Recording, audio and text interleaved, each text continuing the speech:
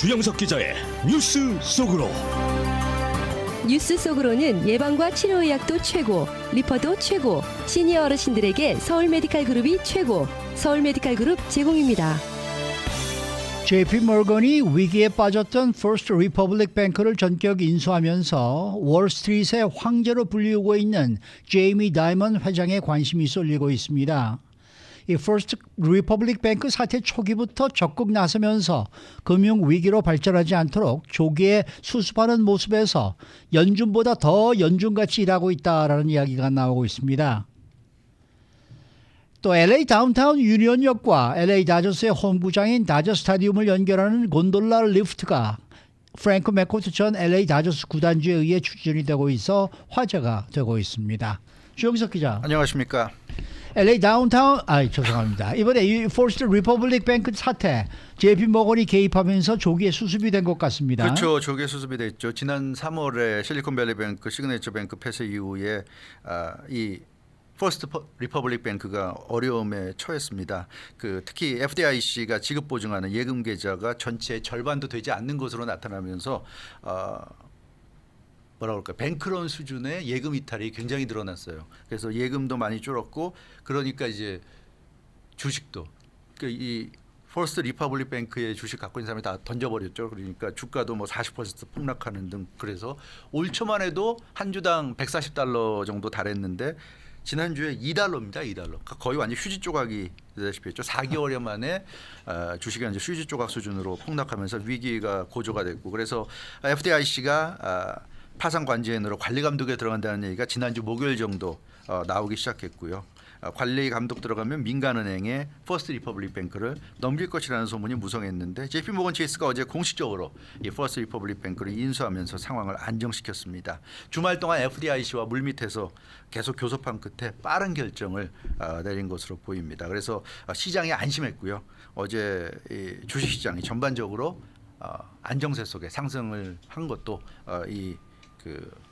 JP 모건이 적극적으로 빨리 개입한 게 큰 영향을 차지한 것 같습니다. 네, 이 JP 모건이 이렇게 빠르게 개입해서 결단을 내렸던 이유는 어디에 있습니까? 예, 역시 이 월가 대형 은행으로서의 좀 책임감도 있고, 또 이 자기 은행 일은 아니지만 이렇게 은행들이 망하는 걸 그냥 놔두다가는 이게 결국 은행 전체에 파장을 미칠 수 있다는 판단을 했던 것 때문에 보입니다. JP 모건은 뭐 누가 뭐래도 월가의 대장은행이죠. 그렇죠. 월가의 대형 은행들 중에서도 대장입니다.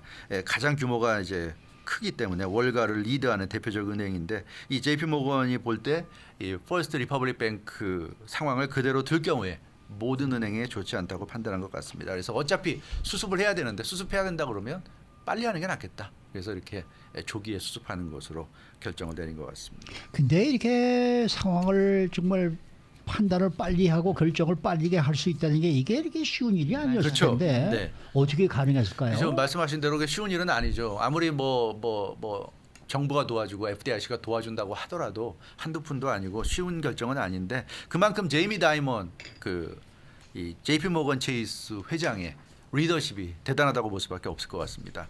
이 제이미 다이먼 회장의 별칭이 월가 황제죠. 근데 월가 황제라는 얘기를 들을 만큼 월스트리트에서 가장 영향력이 높은 그런 인사로 꼽히고 있습니다. 정말 압도적인 존재감으로 월가에 가장 큰 영향력을 행사하고 있는데, 이번에도 주저하지 않고 결정할 수 있을 만큼 확실한 그런 리더십을 갖고 있다. 그런 리더십이 없는 사람이 JP 모건 체이스를 경영해 왔다면 이런 결정을 쉽게 못 내렸겠죠. 뭐 이사들 다 모이고 논의하고 뭐 이러면서 시간 많이 갔을 텐데, 제이미 다이먼은 이제 그럴 필요가 없는 그야말로 JP 모건의 황제이자 월가 전체의 황제다 보니까 이런 결정을 내릴 수 있었습니다. JP 모건은 사실 뭐 이번뿐만이 아니죠. 2008년 금융위기 사태 때도 당시 베어 스턴스 워싱턴 뮤추얼을 인수했습니다. 그때도 제이미 다이먼 회장이 역시 총수였고요. 제이미 다이먼 회장이 경영자로서 인수 작업을 주도했습니다. 그래서 제이미 다이먼 회장이 보면 금융위기 같은 이 어려운 국면 때마다 소방수로 등장해서 확실하게 자기 역할을 지금 해내고 있는 그런 상황입니다. 뭐 골드만삭스니 뭐 이런 여러 대형 은행들 보면 2008년 금융위기 때 회장들이 지금 없죠. 다 바뀐 상태인데 유일하게 JP 모건 체이스만 금융위기 때도 그렇고 지금도 그렇고 제이미 다이먼 회장이 계속 있으면서 정말 누구와도 비교할 수 없을 만큼 막강한 월가 황제로서의 권위, 리더십을 좀 보여주고 있고 그 리더십이 이번에도 역할을 한 것으로 이렇게 좀 분석이 되고 있습니다. 그러면은 제이미 다이먼 회장은 월스트리트에서 그렇게 롱런을 할 수 있었던 그 매력은 어디에 있을까요? 네. 예, 전문가들은 두 가지 정도를 좀 꼽고 있습니다. 네. 무리하지 않는 순리적인 경영 그리고 뛰어난 개인적인 자질 이 두 가지가 적절하게 합쳐지면서 월가 황자가 됐다고 지금 보고 있는데요. 예일대학교 경영대학원 제프리 소넨펠드 교수는 이렇게 얘기하고 있습니다. 이분이 뭐 미국을 대표하는 경제 전문가 중에 한 분인데 제이미 다이먼 회장의 리더십을 이렇게 분석했어요. 제이미 다이먼은 금융인으로서 전문성을 갖췄다.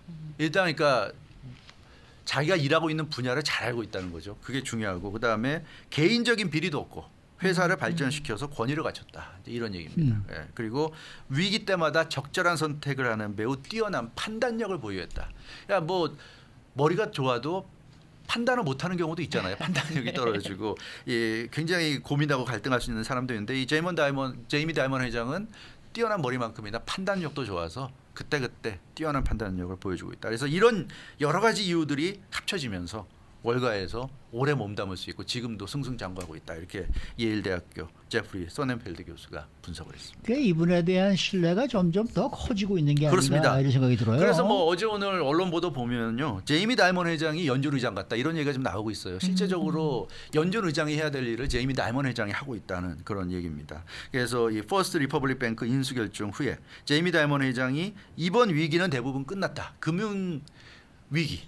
은행들과 관련된 위기는 뭐 거의 대부분 끝났다고 생각한다. 이런 얘기를 했고 이게 굉장히 대서특필됐죠. CNBC나 월스트리트저널 주요 경제 전문지들이 아주 비중 있게 보도했습니다. 정말 무슨 연준 의장도 아닌데 일개 은행의 행장인데 일개 은행의 회장인데도 불구하고 제이미 다이먼 회장의 이 발언이 마치 연준 의장이 한 것 같은 느낌이 들 정도로 굉장히 그 미국을 좌지우지하는 그 대형 경제 전문지 전문 방송들이 특별히 보도했습니다. 연준 같은 경우는 뭐 이 시간에 여러 번 전해드렸다시피 코로나19 팬데믹 이후에 계속 한 박자 늦은 행보를 보였죠. 2021년 하반기 정도부터 인플레이션을 우려하는 목소리가 나왔는데 그때마다 연준은 뭐 일시적일 뿐이다. 전혀 걱정할 필요 없다면서 무시했고요.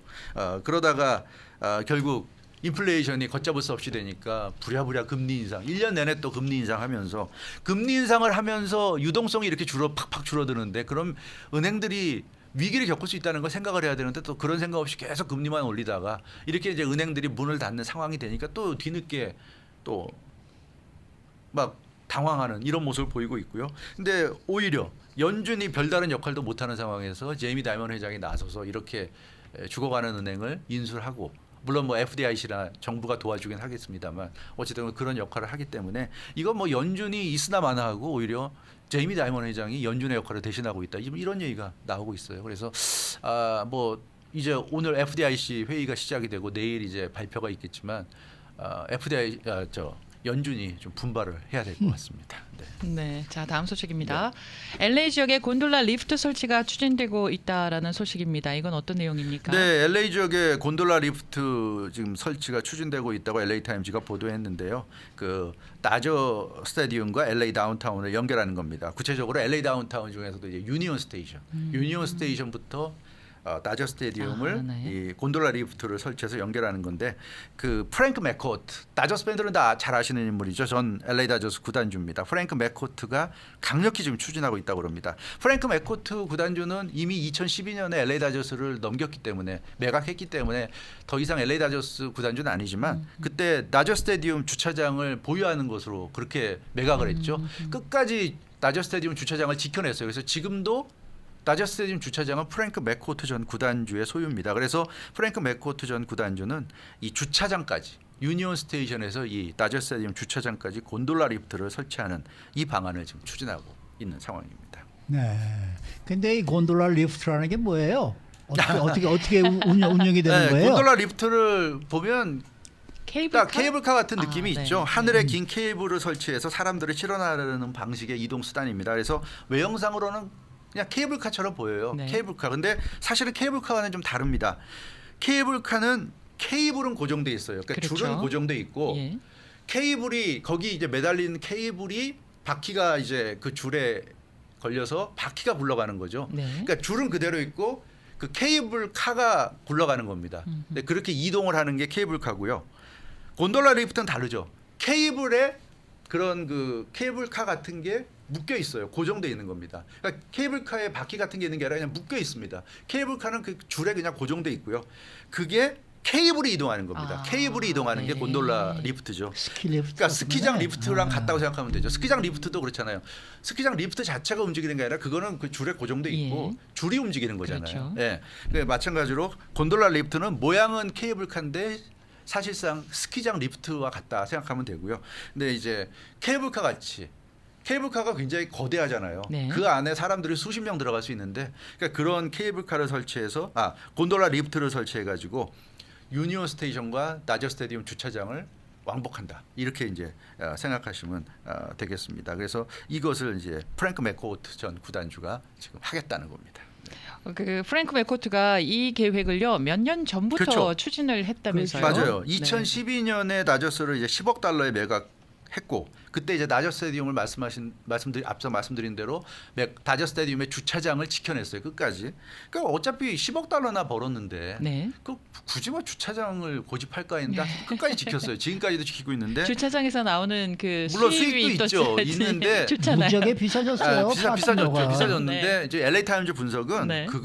그런 어떤 좀 푼돈보다도 네. 이 곤돌라 리프트 이 프로젝트 때문에 예. 그때도 고집했던 거고 지금까지 아하. 유지하고 있는 거다. 이게 네. LA 타임즈의 분석입니다. 그래서 프랭크 맥코트 전 구단주의 생각은 주차장을 갖고 있어야 주차장이 없으면 자기가 유니온 스테이션에서 다저 스타디움까지 연결할 수가 없잖아요. 네. 자기가 소유권이 없으니까. 네, 그래서 네. 주차장을 자기가 소유하고 있어야 이 사업을 할 수 있다. 그래서 이 사업 때문에 그 지켜냈다고 지금 LA 타임즈는 그렇게 분석을 하고 있습니다. 그래서 이걸 하게 되면 주차장에서 나오는 수익과 비교도 안 되게 어마어마한 돈을 이 프랭크 맥코트 전 구단주가 벌 수 있을 것으로 그렇게 보여지고 있는데 이게 2018년에 이제 처음으로 추진이 됐다고 그래요. 5년 전이죠. 근데 지금까지 별다른 어떤 진전이 없었는데 최근에 들어서 좀 급진전되고 있는 것 같습니다. 그래서 LA 타임즈가 다시 이번에 또 크게 보도를 했습니다.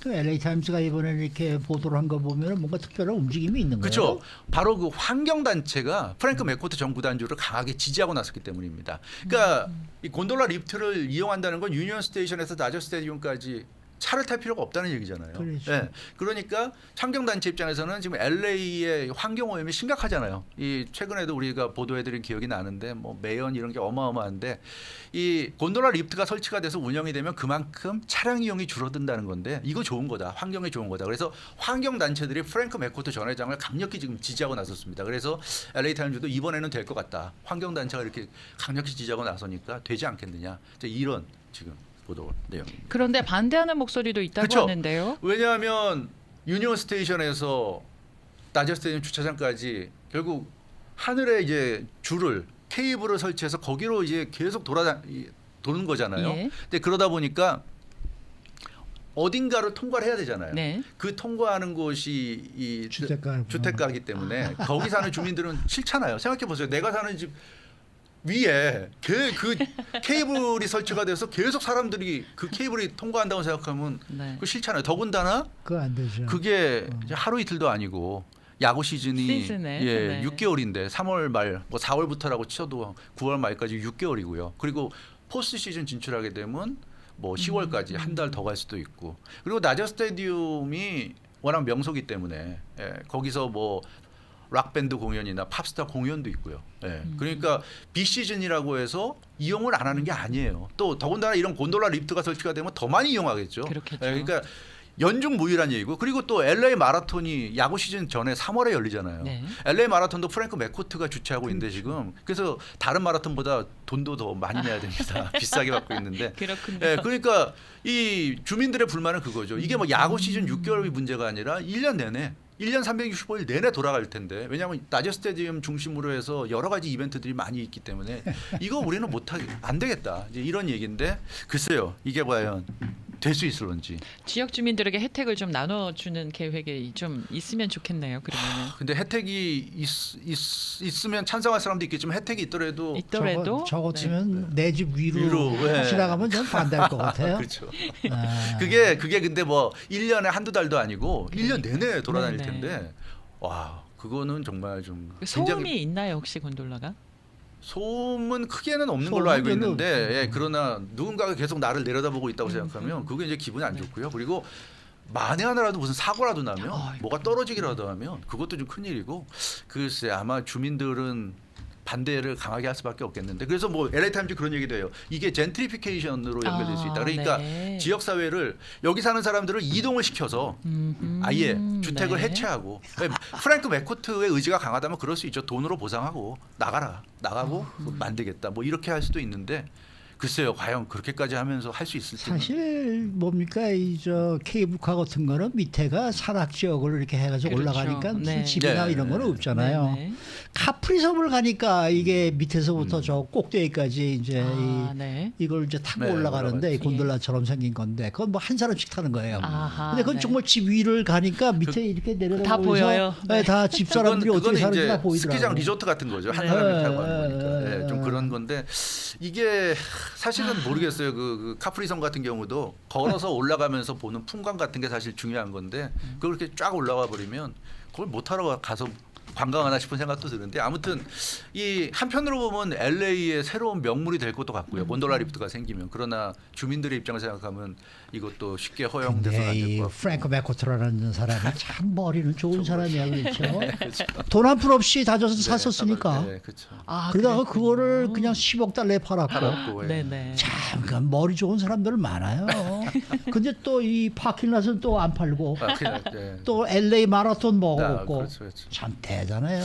대단해. 참 이 LA가 언제 프랭크 맥코트에서 벗어날 수 있을지 이렇게 지금 봐서는 영원히 못 벗어날 것 같아요. LA는 지금 영원히. 네. 다저 스타디움의 파킹랏이 아마 거의 30불, 40불 갈걸요. 그렇죠. 내 굉장히 그렇게 비싸죠. 생각하는데. 네, 맞아요. 예. 아, 지독해요. 지독한 사람. 수고 많으셨습니다. 주영석 기자였습니다. 뉴스 속으로는 예방과 치료 의학도 최고, 리퍼도 최고, 서울 메디칼 그룹 제공이었습니다.